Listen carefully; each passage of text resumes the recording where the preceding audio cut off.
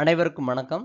இன்னைக்கு நம்ம வீடியோல என்ன பார்க்க போறோம்னா மைக்ரோசாஃப்ட் எக்ஸல் ஃபங்க்ஷன்ஸ்ல டேட் அப்படிங்கிற ஒரு ஃபங்க்ஷன் வந்து எப்படி பயன்படுத்துறது அப்படிங்கறத பார்க்க போறோம். இப்போ ஃபார் எக்ஸாம்பிள் நான் இதுல என்ன பண்ணியிருக்கிறேன் அப்படின்னா ஒரு டேட்டை வந்து என்ன செய்றேன் டாட் வச்சு என்ன செய்றேன் ஒரு டேட் வந்து டைப் பண்றேன். ஸோ அதை எப்படி வந்து டேட்டா நம்ம கன்வெர்ட் பண்றது அப்படிங்கிறத வந்து நம்ம இப்போ வந்து பார்க்க போறோம். ஓகே, இந்த வீடியோவை ரொம்ப கவனமா பாருங்க. நிறைய இடங்கள்ல இந்த சுச்சுவேஷன் வரும். ஸோ அதனால இதை நீங்க எப்படி பண்றதுங்கிறத தெரிஞ்சு வச்சுக்கோங்க. வாங்க வீடியோக்குள்ள போகலாம். ஸோ இப்போ நான் என்ன பண்ணியிருக்கேன் ஒரு ஜாயினிங் டேட் அப்படின்னு சொல்லிட்டு என்கிட்ட வந்து டாட் ஃபார்மேட்டில், அதாவது இந்த மாதிரி 01.01.2020 அப்படிங்கிற ஒரு டேட் இந்த மாதிரி கொடுத்து வச்சிருக்கிறாங்க. ஸோ இதை என்ன பண்ண போகிறோம், நம்ம வந்து எப்படி மாற்றுறதுன்னு பார்க்குறோம். உதாரணத்துக்கு இதில் வந்து நம்ம இந்த டேட்டில் வந்து மந்த் அப்படிங்கிறது என்ன மந்த் இருக்குது அப்படின்னு கண்டுபிடிக்க முடியாது. ஸோ அதுக்கு வந்து நீங்கள் என்ன செய்ய முதல்ல டேட்டா மாற்றணும். அதுக்கு ஈக்குவல் டு டேட் அப்படின்னு கொடுத்துட்டு ப்ராக்கெட் ஓப்பன் பண்ணிக்கோங்க. இதில் என்ன கொடுத்துருக்காங்க, இயர் கமா மந்த் கமா டே கொடுக்கணும். ஸோ அப்போ என்ன பண்ணுறோன்னா இயர் எங்கே இருக்குது 2020, அப்போ டேட் ப்ராக்கெட் ஓப்பன் பண்ணிட்டு ரைட் அப்படின்னு கொடுத்துட்டு ப்ராக்கெட்டில் B2 அப்படின்னு கொடுத்துக்கோங்க. கொடுத்துட்டு கமா 4 கேரக்டர் ரைட் சைடில் இருந்து 4 கேரக்டர் ஃபார் எக்ஸாம்பிள் 2020ங்கிறது எடுத்துக்கும். கமா போட்டுட்டு அடுத்து என்ன பண்ணணும் அப்படின்னா மந்த். ஸோ மந்த் எங்கே இருக்குது, மிடில் இருக்குது.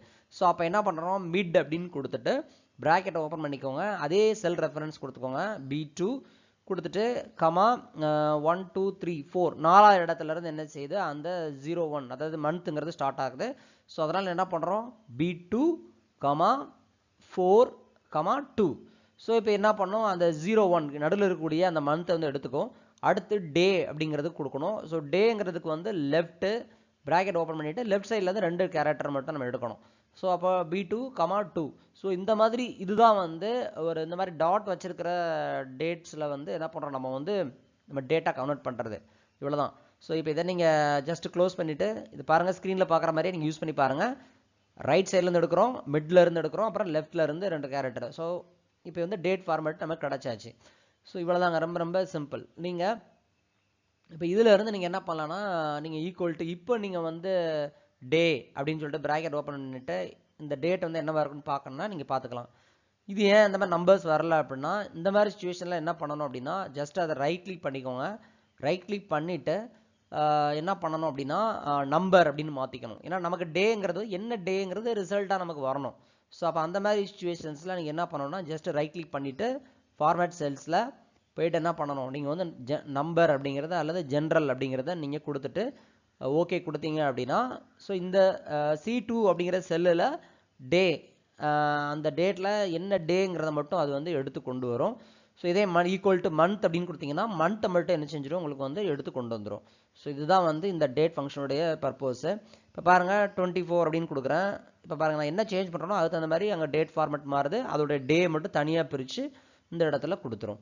ஸோ இதுதான் வந்து இந்த டேட் ஃபங்க்ஷனுடைய பெரிய ஒரு யூஸ்ஃபுல்லான இது. நிறைய இடங்களில் இது வந்து நம்ம பயன்படுத்த வேண்டிய சூழ்நிலை வரும். ஸோ அப்போது இதை பயன்படுத்தி பாருங்கள். இப்போ பாருங்கள் ஈக்குவல் டு மந்த் அப்படின்னு கொடுக்குறேன். ஸோ இதே செல்ல ரெஃபரன்ஸ் கொடுக்குறேன், ஜஸ்ட் என்டர் பண்ணுறேன். ஸோ என்ன மந்த் அப்படிங்கிறத எடுத்துகிட்டு வந்துடும். அதே மாதிரி தான் ஈக்குவல் டு இயர் அப்படின்னு போட்டிங்கன்னா இயர் அப்படிங்கிறது தனியாக இயரை மட்டும் எடுக்கணும்னா நீங்கள் அதே மாதிரி நீங்கள் எடுத்துக்கலாம். ஸோ இதுதான் வந்து இந்த 3 ஃபங்க்ஷன் டே மந்த்து இயரு அப்புறம் டேட்டுங்கிற ஃபங்க்ஷன் நம்ம யூஸ் பண்ணி பார்த்தோம். இப்போ இதே மாதிரி ஜாயினிங் டேட்ஸ் வந்து நிறைய இருக்குது அப்படின்னு சுச்சுவேஷன்ஸில் இதே ஃபார்முலாவை கீழே காப்பி பண்ணி நீங்கள் பேஸ்ட் பண்ணிக்கோங்க. ஸோ இப்போ பாருங்கள் நான் வந்து சேஞ்ச் பண்ண ஆட்டோமேட்டிக்காக என்ன செய்யும் அந்த ஃபார்முலா படி அது வந்து சேஞ்ச் ஆகும். ஸோ இதே இடத்துல நீங்கள் என்ன பண்ணக்கூடாது அப்படின்னா ஏதாவது ஒரு 0வை நடுவில் கட் பண்ணிங்க அப்படின்னா அது டேட் ஃபார்மேட் சரியாக ஒர்க் ஆகாது. ஸோ கரெக்டாக மொதல் 2 கேரக்டர் வந்து டேட் இருக்கணும். அடுத்து பாருங்கள் இப்போ ஸ்க்ரீனில் பாருங்கள் இந்த மாதிரி கொடுத்தீங்கன்னா ரிசல்ட் வந்து தப்பாக தான் காட்டும். ஸோ அதனால் 05.01.2024 அப்படின்னு தான் கொடுக்கணும். ஸோ அந்த 0ங்கிறத கண்டிப்பாக நீங்கள் முன்னாடி சேர்த்துக்கோங்க. ஸோ நார்மலாக ஸோ இந்த இப்போ டேட்டை நம்ம வந்து மாற்றியாச்சு. இப்போ நம்ம என்ன பண்ண போகிறோம் அப்படின்னா கொஞ்சம் வெயிட் பண்ணுங்கள். ஸோ இப்போ பாருங்கள், இப்போ நான் டெக்ஸ்ட் ஃபார்மேட்டில் மாற்றுறேன். ஸோ இப்போ ஈக்குவல் டு டெக்ஸ்ட் அப்படின்னு கொடுத்துட்டு அந்த C2 அப்படிங்கிறத கொடுத்துட்டு கமா கொடுத்து என்ன பண்ணுறோன்னா DD hyphen MM hyphen YYY அப்படின்னு கொடுக்குறோம். ஸோ இந்த மாதிரி கொடுக்கும்போது என்ன ஆகும்னா உங்களுக்கு வந்து டேட்டு ஸோ அப்புறம் மந்த்து இந்த ஃபார்மேட்டில் உங்களுக்கு வந்துடும் 5 ஜனவரி 2024.